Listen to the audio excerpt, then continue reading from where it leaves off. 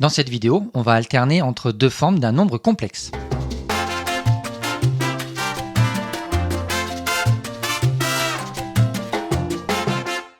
Première propriété, si on a l'écriture algébrique et l'écriture trigonométrique d'un nombre complexe. Première chose, A va être égal à R cos θ et B va être égal à R sinus θ. Ça, c'est quand on veut passer d'une forme à l'autre. Dans l'autre sens, on a les trois formules suivantes qui vont nous permettre d'alterner entre les deux formes d'un nombre complexe. Alors par exemple, on a Z, un nombre complexe, qui s'écrit sous forme trigonométrique, 3 facteurs de cosinus de pi plus i sinus de pi.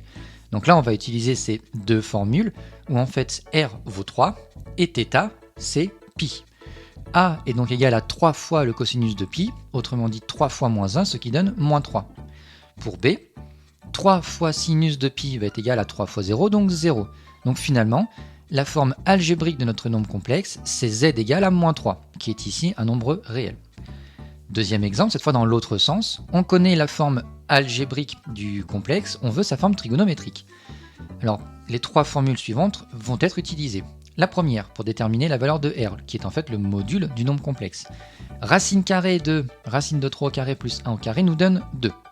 Ensuite, cosinus de θ vaut A sur ce module, autrement dit, racine de 3 sur 2. Pour le sinus de θ, ça va être B sur notre module, autrement dit 1,5. Maintenant, on va utiliser notre cercle trigonométrique, et plus particulièrement, cette partie-là va nous intéresser. Le sinus de θ vaut 1,5, et le cosinus de θ vaut racine de 3,5. L'intersection de nos deux droites se trouve à θ égale pi sur 6. Donc on a trouvé notre argument du nombre complexe, et donc on peut écrire z égale 2 facteurs de cosinus de pi sur 6 plus i sinus de pi sur 6.